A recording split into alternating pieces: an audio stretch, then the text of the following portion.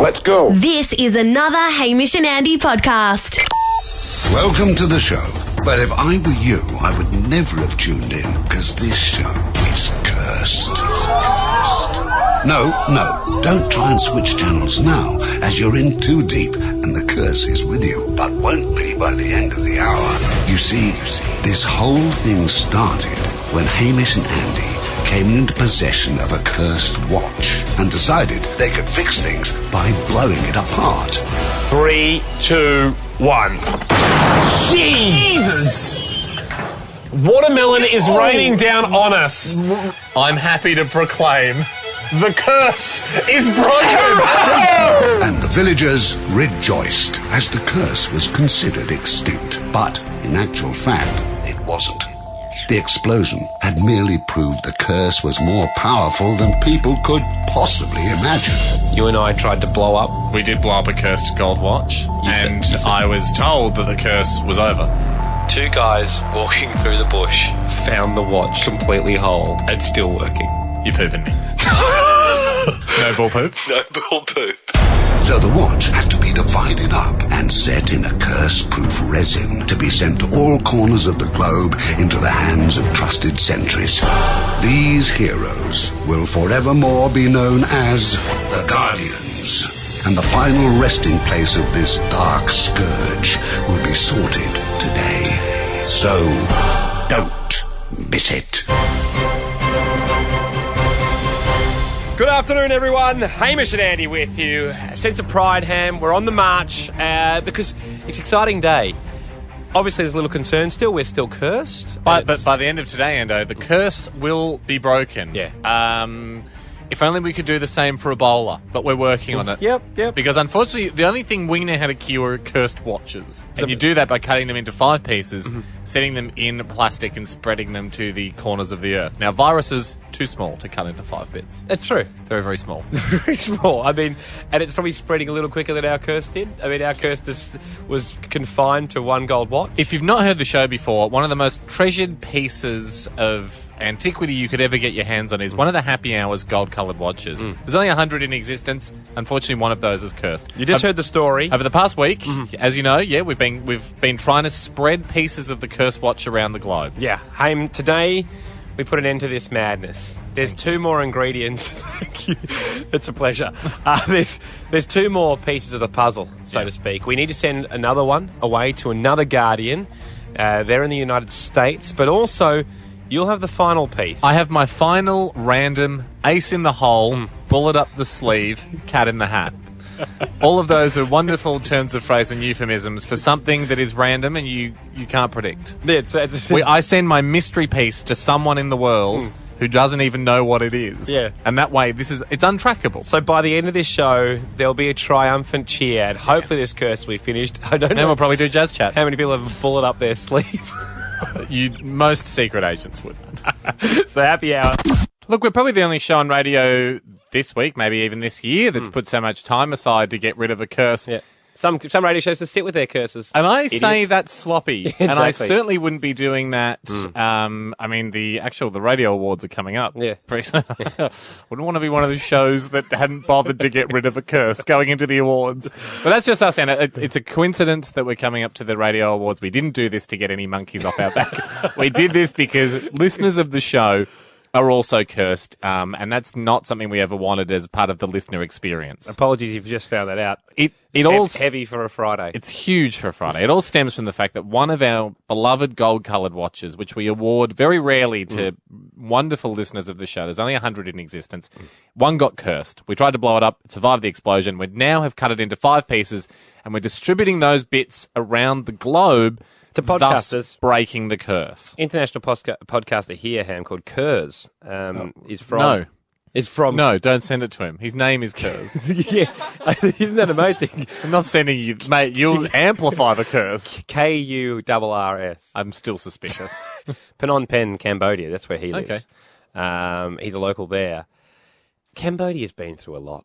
Too much. I think it'd be remiss of us to say... I mean, the heartbreak of the war, Vietnam War, Sure. Obviously a tyrant ran that country for a while. A despot. Yeah. I mean, I'd blow him wide open if he hadn't already been taken care of. So the answer is thank you for your application, but no, we're not going to send it to Country's Cambodia. been through too much. And look, that's not to say that sending a piece of the cursed watch to a country will curse that country. No. We're almost positive it won't. Yeah. But what if we're wrong? And we Exactly. accidentally curse a country? A country that can handle it, the United States. You're big enough to shoulder a curse. That's why we're joined by Brian from Arizona. Brian, welcome. Hey guys, thank you for having me. Wow. It's an absolute pleasure, Brian, and thank you for being one of the hundreds of international listeners of this show that answered the call and volunteered yourself to be a guardian of the watch. Now, Brian, what are you going to do? How are you going to look after and protect your piece of the cursed watch? Well, I live right outside a mountain range near Phoenix, Arizona, Yep. Good. Yep. called the Superstition Mountains. Ooh. And I thought, why not hide the curse inside all the other curses that are in the Superstition Mountains? Oh, Nobody would find it among the myths. So there's already a few curses up there. Well, there's a lost Dutchman gold mine, Yeah. and most people that go looking for that mine don't come back alive. Right. love but the I'm sound not- of that. I wouldn't go near that one. Hiding Or don't in go plain that way. sight. Now, Yeah, were the right, mountains correct. always called the Superstition Mountains, or were they changed recently to help out with the curse cause? I think they were called the Superstition Mountains since that gold mine got put there. Brian, obviously with great power comes great Oh, yeah. responsibility. Haim, you've got the vow there. Yep. Very simple, Brian. Everyone that's become a watchman has taken the vow of the watchman or watchwoman. All you got to do is repeat after me. Here we go. It's a huge burden to bear. My wife's a huge fan of the show. Can she be a co-guardian? Wow. Is that a possibility? No, yeah, I just no- don't want to be too close to people. No worries, actually. I'm just looking down at the oath I've got written for today. It definitely works for two people to take it together. So we'll start from the top. I am now a watch person. I am now a watch person. I shall neither eat nor sleep. I shall either eat nor sleep. I think he said either. Which means That's all right. If you want to just, I just find that if you in. want to trick me by I'm a taking little the oath. shady, but my wife is trustworthy. That's Okay, good. I shall not take a lover, nor shall I stop taking a lover. I shall not take a lover, neither shall I stop taking a lover. I shall fight my brother to the death if necessary, I shall fight my brother to the death if necessary. but also try not to be too violent. I feel like this is being made up. But also try not to be too violent. Great. I am a watch person, and my watch starts now. I am a watch person, and my watch starts now. Well, you've taken an oath. Don't mess around with oaths. Well done to Brian and Very your good, wife. very Thank well you very done. much. Another piece being sent to Arizona. They're not allowed to either sleep or eat at the same time. Or eat. They can never take a lover, but also very contradictorily, they can never not be taking a lover. Hamish, at the end of this show, the final piece is Yeah. going to be sent to an undisclosed location. That one is a bit of a doozy. Mystery We'll- location. Yeah, I've come up with what I think is a surefire way to randomise it the most.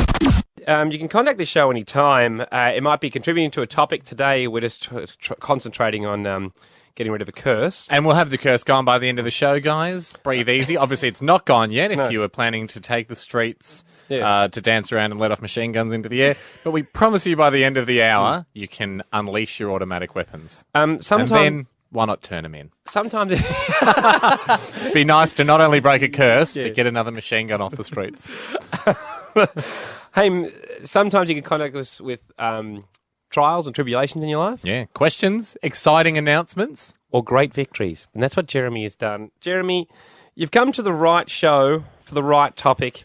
Explain to everyone what's happened to you. Well, I was just sitting back watching a movie, eating a pack of Oreos. Sorry to jump I in. What movie? Yeah, Jumanji. Can't even remember. Okay, it doesn't matter. Checks out. Yeah. So I was eating this pack of Oreos, Yep. picked up one, I looked down, it's a triple Oreo. Explain. Stop. So, are you it wasn't two Oreos stuck together? No, it was biscuit, cream, biscuit. All together. It's like a Big Mac. Yeah, and each layer was just one. I'm just asking for the listeners, Jeremy, because I've just seen a photo held up. It checks out, but I think a lot of people would be worried that you didn't just pick up two Oreos stuck together. I've just seen the picture. Each layer of biscuit is a single layer. Yes. Yeah. Now, How did this happen? Jeremy, the final question would be, no one had manipulated the package beforehand, had they? No, it was freshly opened. I didn't make it or anything. Yep. Just came out that way. There's no chance that a sibling or a friend got to the packet beforehand knowing that it could blow your mind. Yeah. And No. No, it's good. It checks out. Then, Jeremy, here's the bigger question. Did you eat it? I mean, do you go ahead and eat that? It's an artifact. No, I couldn't. I just didn't know what to do, so I put it in a Ziploc bag straight away. You want to start protecting it from the ravages of time? Yeah. Yeah. And now it's just somewhere around the house. Well, that's the cream going a bit off. That's Probably the most amazing thing, though, when you find incredible food like this. Your natural instinct is to keep it. One of the harder I would things... lacquer it. Yeah, one of the harder things Make to prove... it a desk weight. or at Paperweight. least, get it bronze cast. I mean, the excitement of seeing it. And when then you're send looking the at original, though. Send the original. Frame the picture of the original and then send the original to a safe deposit box. And then you just know you've got all your bases covered. It reminds me of that person who reached out for the show, Ham, who had a neutral grain. Nutrigrain that looked... Not a positive grain, not a negative grain. There's one that sits on the It's a fence. real neutral grain. No, a Nutrigrain that... It's a nutritious grain. that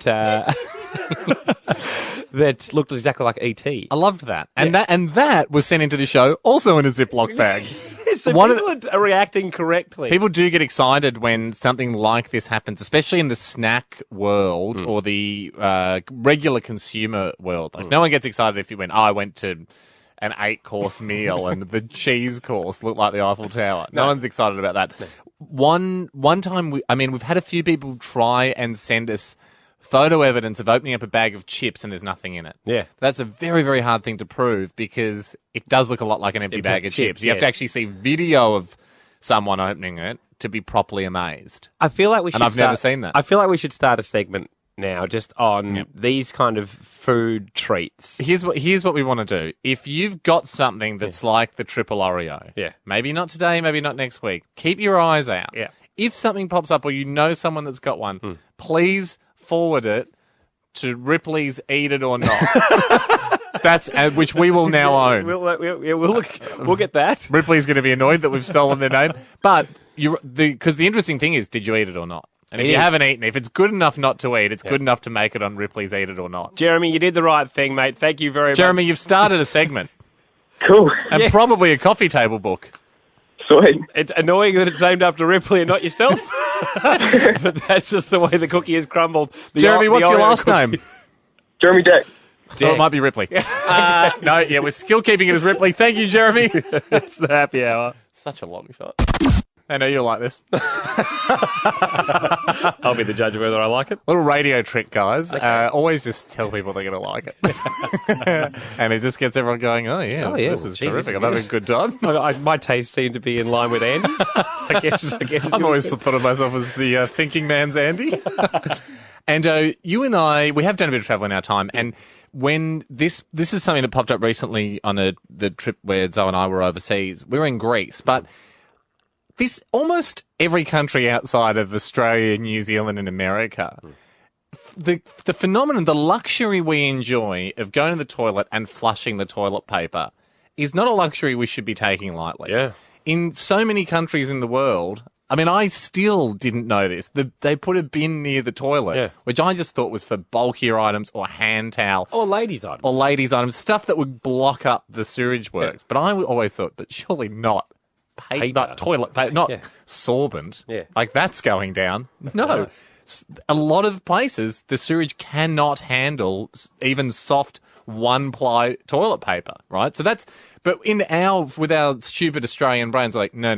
What you can't just wipe and leave it. You can't just wipe and throw it out. That's the reality. It's a wipe and bin it, and there's a bin that sits next to you with a lot of, if it's public toilet, a lot of other people. A lot of other stuff. They don't empty the bins often, and who would? Yeah.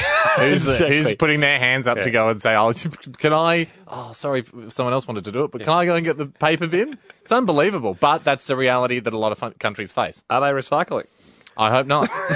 We all hope not. Yeah. Here's the thing, though. We were in the Greek islands, and in some of the smaller islands, of course, you're going to face this situation. Yeah. Like, you don't have a giant sewerage infrastructure on a very small island. But even with a septic tank, Hame, which is, which a lot of country properties have. I don't understand the We're still flushing physics of them. We're still flushing the paper. And what is it, just disintegrate? Yeah. You just have to use the brown stuff. It just breaks down. Yeah. You don't have to use different paper. It just breaks down. So my point is, I don't know why these other countries Why have such thin pipes?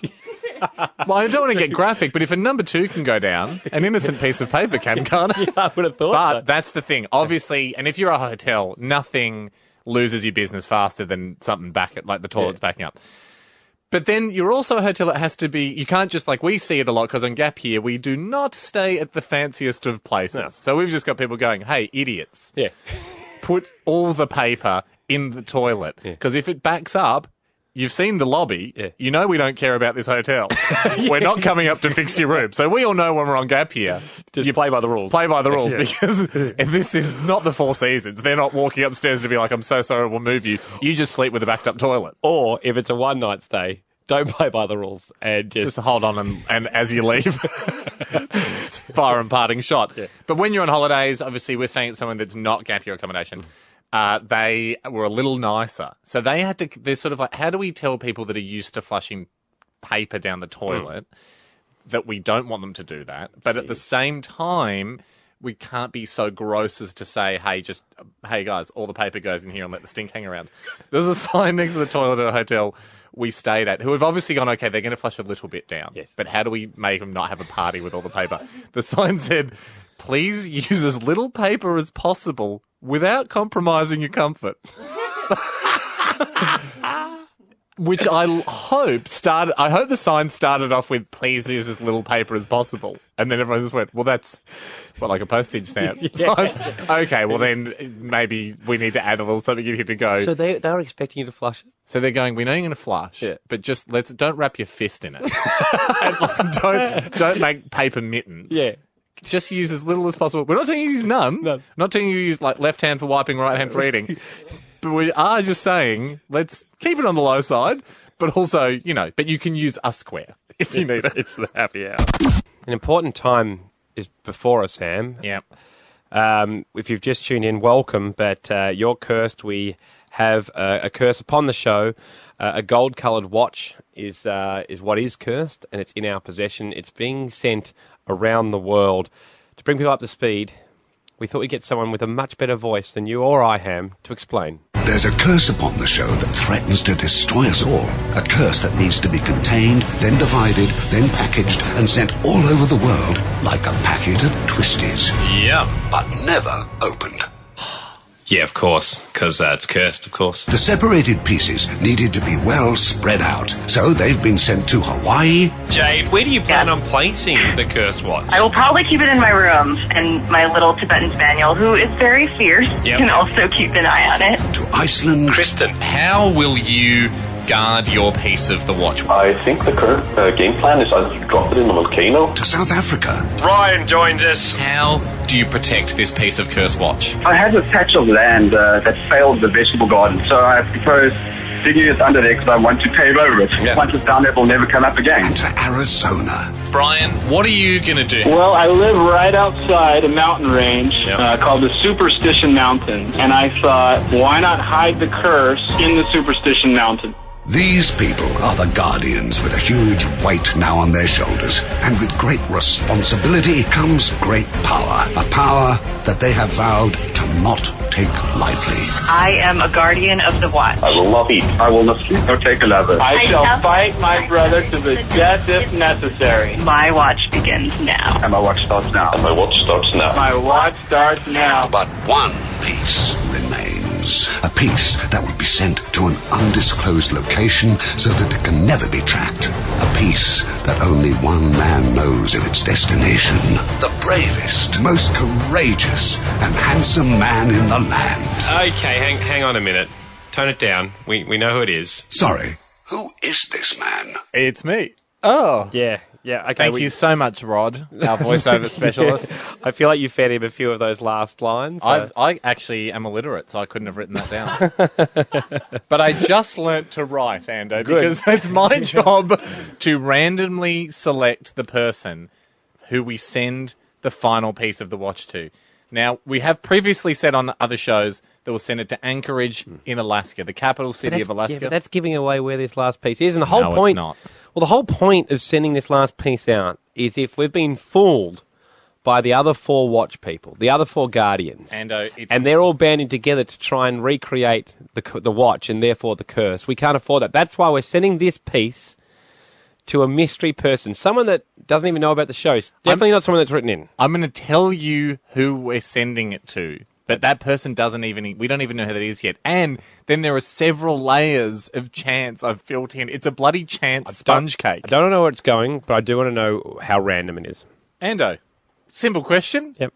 Pick a fruit. Oh, this is my system, by the way. It involves sorry, we should point out, we're sending the curse watch and a scroll. Okay. And the scroll says, this is a piece of a curse watch.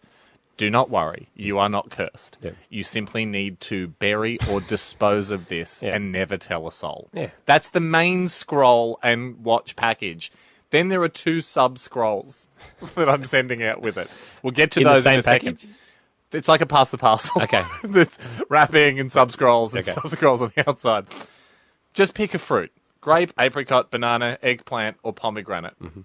Pomegranate. Pomegranate. Right. I will now randomly select a person that lives in Alaska whose surname begins with P. Okay. You picked that. Sure.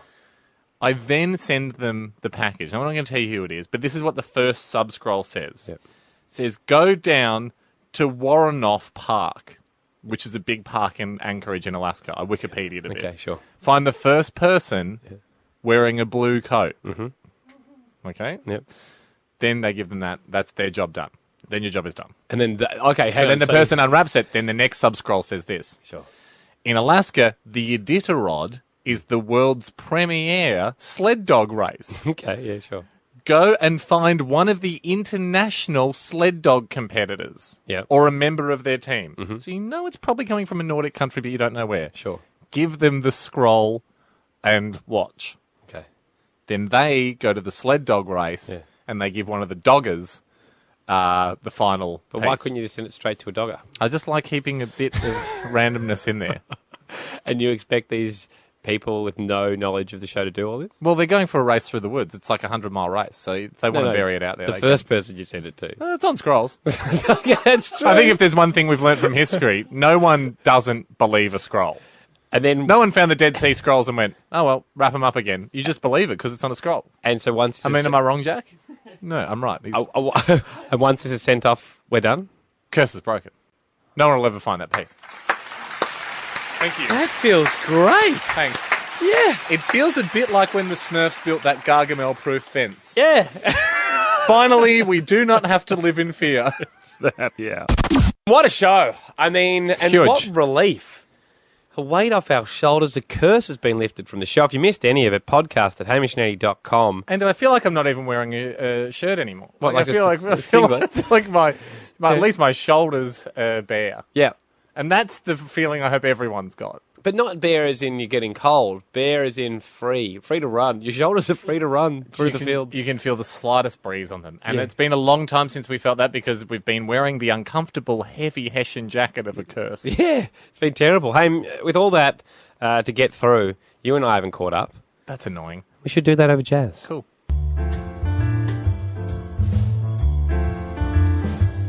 Hey, Ando. Yeah, man. Quick tech question. Sure. Is the NBN on yet? As in the old national broadband. Yeah, like is that? Have some people got that? I think it was getting rolled out in like. I think I definitely saw ads for it. Someone saying you need an NBN package. But I think it's 2020 or something. Is it? I think we're ages away. I've heard an ad. When is it? I think that the worry... It would be massive. They don't make it all and then put it in the ground. They'll do it by bit, wouldn't they? So you reckon a couple of people have got it? What, lightning? I reckon a few people have got it. Right. I don't. I certainly don't. But I want it. Hey, Em. Yeah. Saw a woman in the street last Wednesday. I bet you did. Who looked exactly like Warwick Kappa. Oh, sure it's not Warwick? Well, it wasn't. How did you test? I went and had a closer look. And kicked a footy to her? Yeah. And knew that even if it was Warwick, muscle memory would have kicked in, even if he was undercover.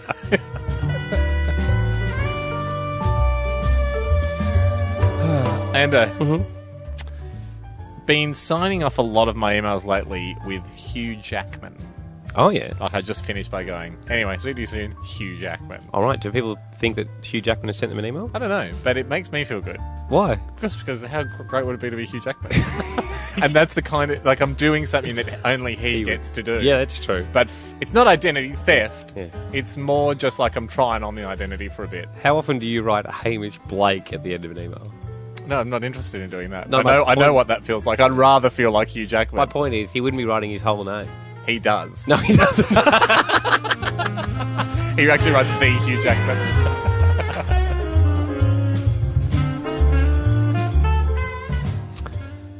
Ham? Yeah. I've heard of a new fad. What is it? I'm right on board. It's called the Ice Bucket Challenge. Oh, here we go. I just need someone to nominate me. And then you pour ice on your head out of a bucket. Doesn't make any sense. No, okay. I'll think about it. Okay. I got a lot of people I want to nominate. Ando. First things first. I despise copycats. Yeah. Do you? No, because a close friend of mine's pretending to be Hugh Jackman, and so I have to stand by him for this one. It sounds like it. It's second thing I want to say is I love macadamia nuts. They're my favourite nut. They are your favourite nut. They're my favourite nut of all time. You know, what about you? Chocolate-coated macadamia nuts. You're just a copycat. You're a copycat, and I can't stand a copycat. Get your own thoughts. I like chocolate-coated nuts. That's not a nut. It needs to be a naturally occurring nut. Find the tree, because I want one of them. That really disappoints me, that you couldn't even think of your own nut. That's all I've got time for today. Thank you for being with us, everyone. Take a bit of time this weekend, and why don't you try and get your own identity? Thank you, Hugh. I'll send you an email about it. We'll catch you on Monday, everyone. Oh, yeah. Great. 2 days off. Have a good weekend. Thank you for podcasting the Hamish and Andy Show.